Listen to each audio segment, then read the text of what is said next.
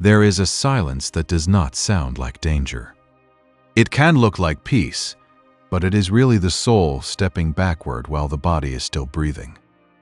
And the hardest part is this: most people do not notice it until they have already begun to disappear. Not because your body grows weaker, not because your days become quieter, but because something inside you begins to believe your voice is no longer needed. I once saw an older man stop mid-story because no one at the table was listening. He smiled like it did not hurt, but his thumb kept rubbing the cup handle as if that small warmth were the last witness in the room. A person can still be breathing, still praying, still remembering, and yet begin to bury the wisdom God meant them to pass on. That is why Psalm 92:14 says, "They still bear fruit in old age. They are ever full of sap and green." Still, God has not mistaken your age for emptiness. Your final season is not a waiting room for the end. It is sacred ground. So before you disappear, ask yourself, has God really finished using your voice, or have you simply grown tired of offering it? Sometimes the fruit of the final season is not loud, but it is holy. Gate 1. The weathered lamp. The soul can retire before the body does. That is the hidden danger age rarely names. A person can still sit in the same chair, answer the same phone, smile at the same family table, and yet slowly withdraw from life, not because love has died, but because being overlooked has become too heavy to keep resisting. One day, no. One asks for the old story. Then no one waits for advice. Then decisions are made in another room. Little by little, an older heart folds itself away, like a letter no one has time to read. The Bible with worn pages still sits near the bed. Reading glasses wait beside it. A birthday card from years ago stays in a drawer, opened again because old affection feels safer than asking for new attention. I have seen this kind of silence. It is not always peace. Sometimes it is grief that learned how to behave. The danger is that old age can convince you to confuse reduced strength with reduced purpose. But they are not the same thing. Your hands may move slower. Your body may ask for more rest. Your circle may be smaller than before. But that does not mean your soul has nothing left to give. And sometimes the older heart does not withdraw because it has stopped loving. It withdraws because it is afraid of becoming a burden, afraid of repeating itself, afraid of watching younger eyes drift toward the phone while it is still speaking. But what if the fear of being inconvenient is slowly becoming a grave for your calling? Psalm 92:14 says, "They still bear fruit in old age. They are ever full of sap and green." Still, that one word refuses to let age become a burial before death. God does not describe the older believer as a dry branch waiting to break. He describes fruit, life, greenness, something still flowing beneath the bark, even when the surface looks weathered. Maybe your fruit now looks different. A prayer whispered in the morning. A blessing spoken before a child leaves the room. A story told with humility instead of regret.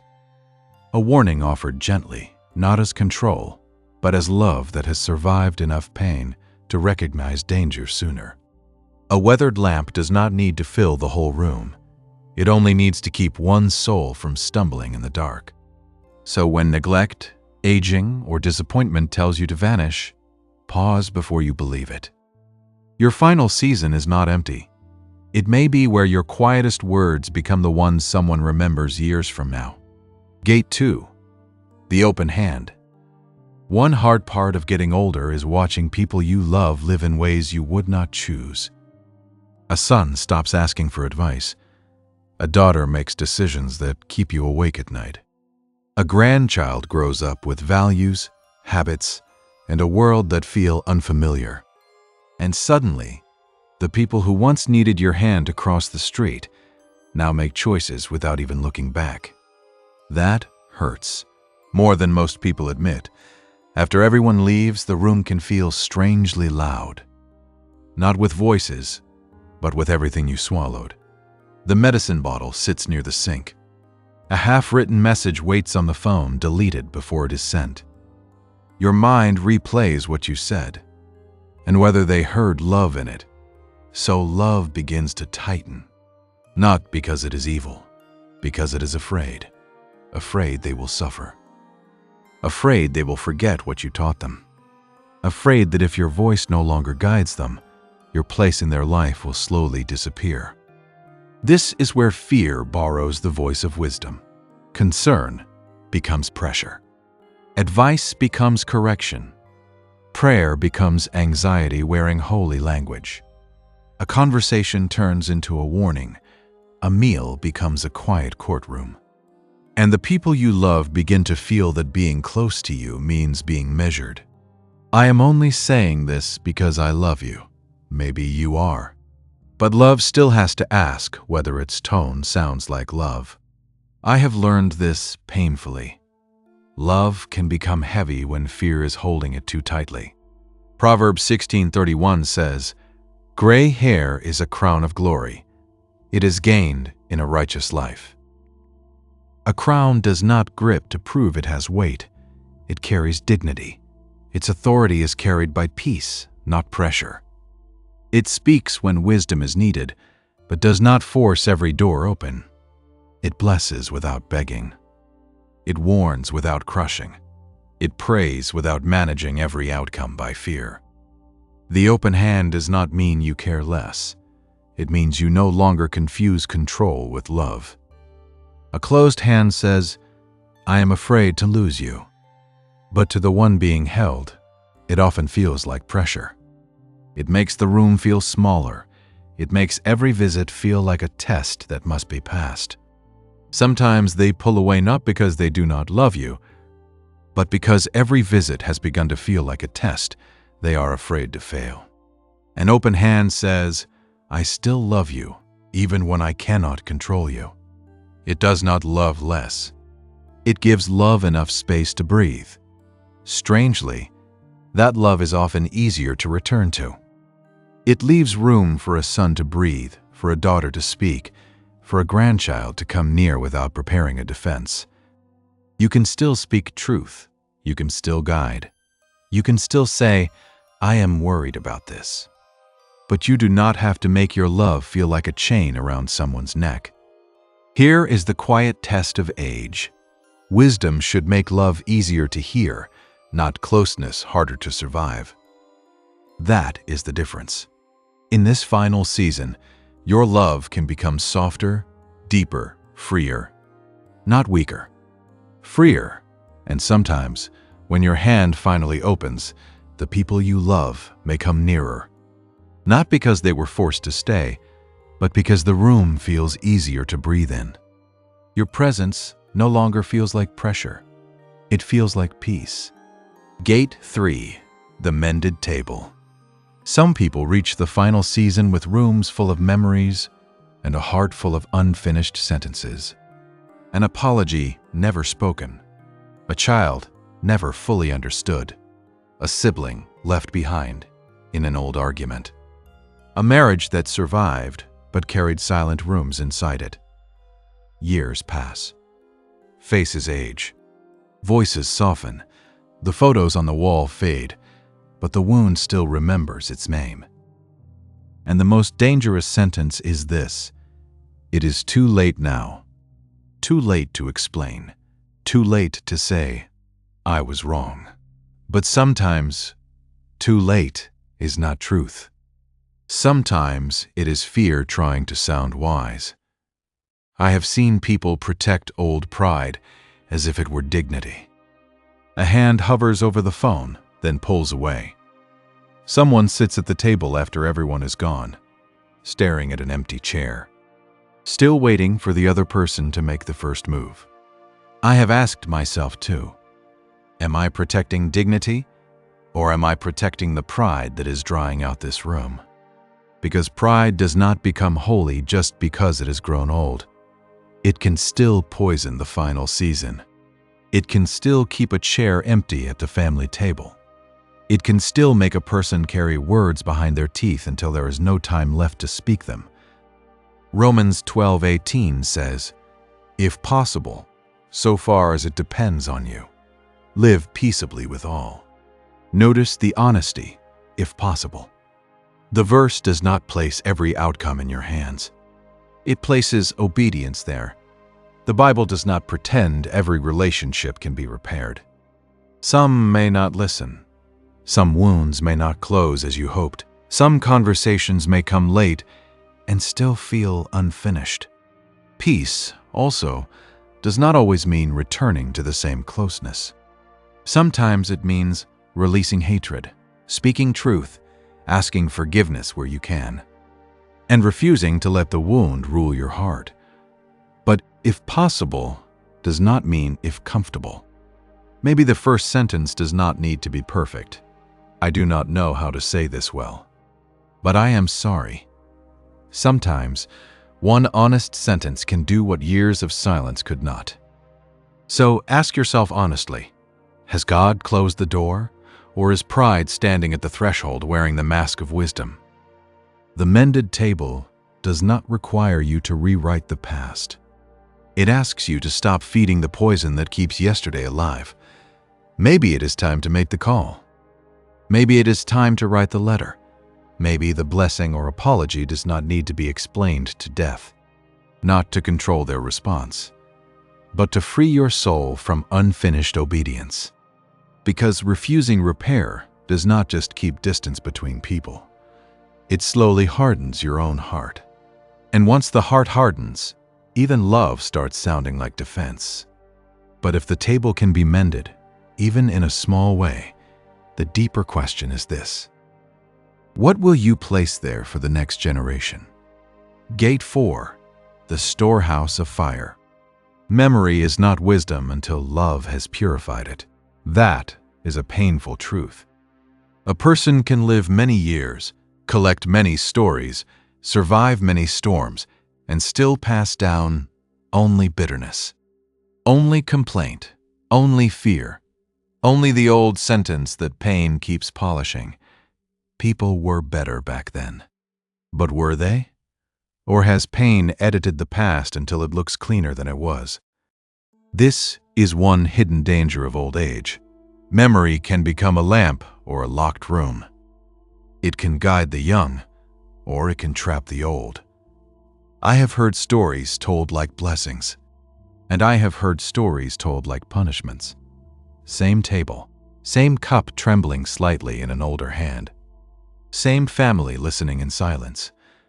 But one kind of story gives light, while the other makes everyone feel smaller. If your memories only make younger people feel guilty, foolish, or hopeless, then you are not passing down fire. You are passing down ashes. Wisdom is not simply remembering what happened. Wisdom is understanding what it meant.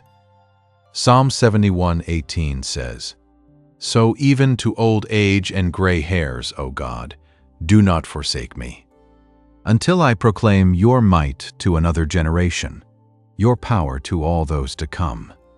That verse gives old age a mission, not just to remember, to proclaim, to turn survival into testimony, mistakes into warnings, and pain into tenderness.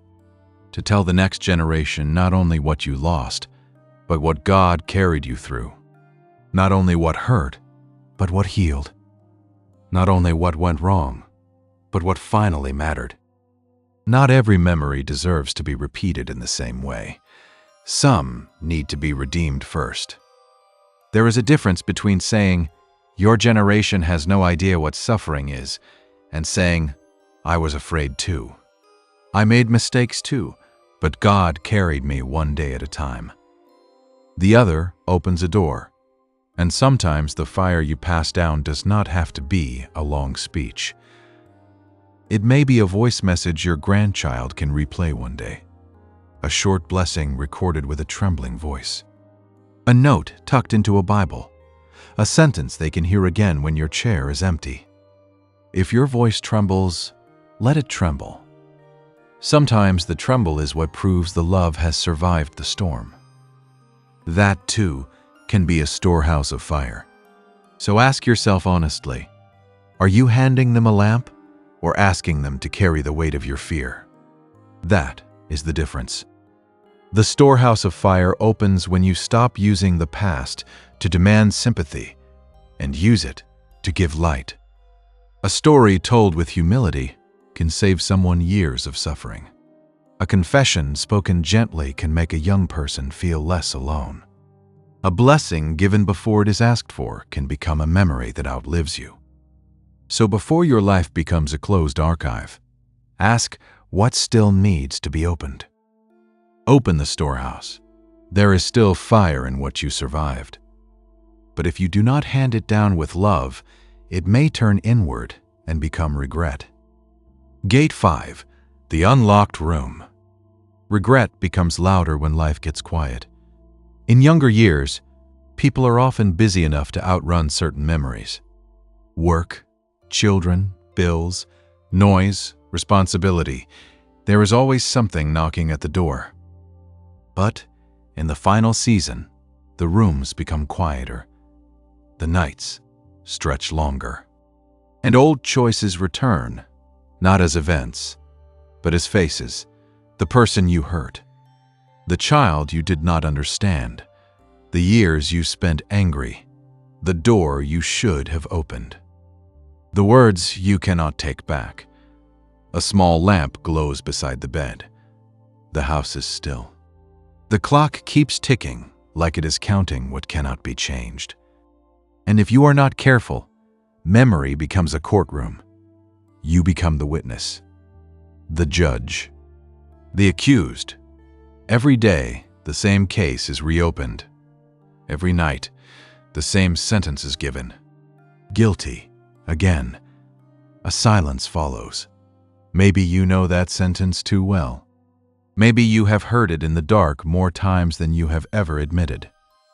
I have learned that regret can look like humility, but sometimes it is only despair pretending to be honesty. Real humility brings the past to God. Despair keeps dragging the past back into the dark and calling it justice. Isaiah 46:4 says, "Even to your old age I am He, and to gray hairs I will carry you."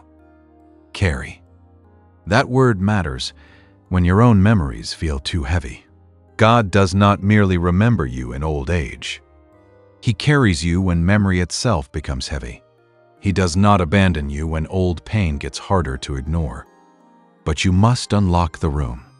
Stop visiting regret as if punishment can rewrite what mercy is asking to redeem. Before this season closes, face this. Remembering can become healing, or it can become a chain you keep tightening. That choice matters. You may not be able to undo everything. Some people may no longer be here. Some conversations may never happen. Some consequences may remain. But you can still stop letting regret become your final identity. Confess what must be confessed. Repair what can be repaired. Grieve what cannot be changed. Then place the rest into God's hands without taking it back every night. Mercy does not erase the years, but it can enter them. It can touch even the chapter you wish you had never written and say, "This is not where your story has to end." The unlocked room is not about pretending the past did not happen. It is about refusing to let the past own the last word. If regret is not surrendered, it becomes more than memory. It becomes a shadow over the final season. And after regret comes the deepest gate of all, facing the end without letting fear steal what is still sacred. Gate 6. The Evening Watchman. The final fear often arrives quietly. Not always as panic. Sometimes it is a long stare out the window. A doctor's sentence you cannot forget. A new weakness in the body.